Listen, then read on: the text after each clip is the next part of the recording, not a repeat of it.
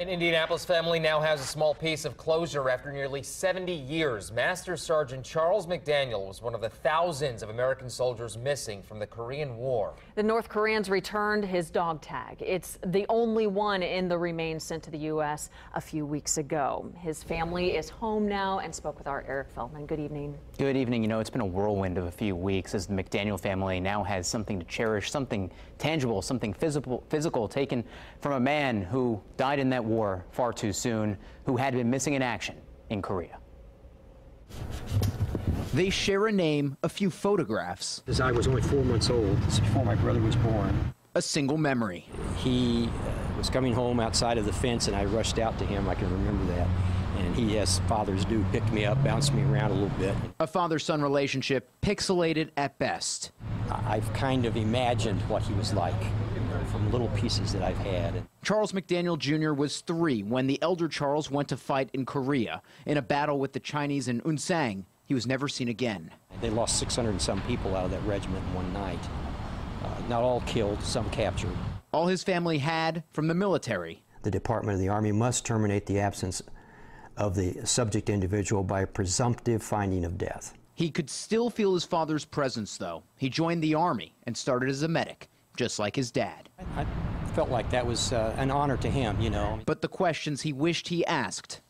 Just tell me some stories about him. Now tough with time past. So for decades, Charles Jr., now 71, has searched to learn about the man with his eyes. He traveled around the country, gathering documents, a memory folder about his dad, a decorated soldier. You know, I can feel a little closer to him, a little more about him. That's why the recent phone call from the U.S. government meant so much to Charles McDaniel Jr. It's the first real concrete thing from the war that indicates that he indeed was there and died. The sole dog tag returned by North Korea, along with 55 boxes of remains a few weeks ago. He wore that right here. Probably when he died, he wore that right here.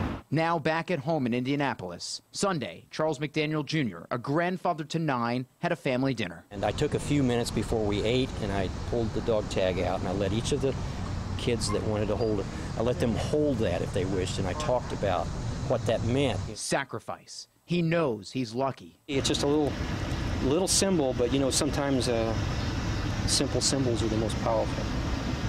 That's what it means to me. Thousands are waiting for answers that lie in North Korea. But the son with his father's eyes hopes the dog tag is the next clue to learn more about Master Sergeant Charles H. McDaniel.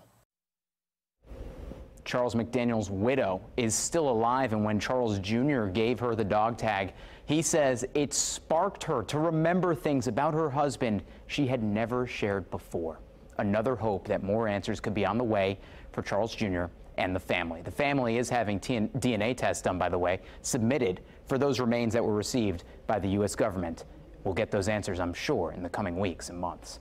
I'm Eric Feldman, Wish TV News 8.